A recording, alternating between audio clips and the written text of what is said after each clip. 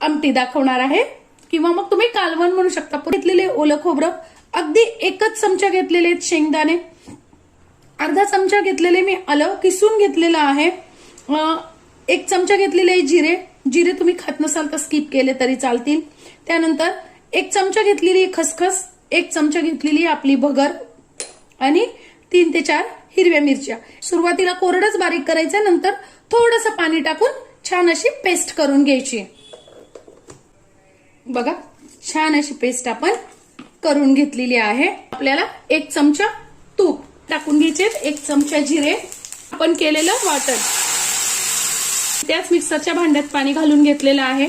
आणि तुम्हाला आता कशी घट्ट पातळ कशी आमटी हवी तसं तुम्ही पाण्याचं प्रमाण वाढवायचं आहे।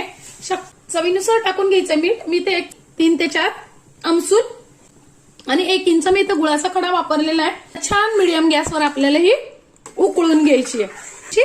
कोथिंबीर बघा अगदी 1 चमचा, ते पण मी अगदी घरातलंच सामानात, इतकी सुंदर अशी आपली उपवासाची आमटी तयार आहे। आजची माझी ही व्हिडिओ कशी वाटली कमेंट्स मध्ये नक्की सांगा। चॅनलवर नवीन असाल तर चॅनलला सबस्क्राईब, लाईक आणि शेअर करा। धन्यवाद।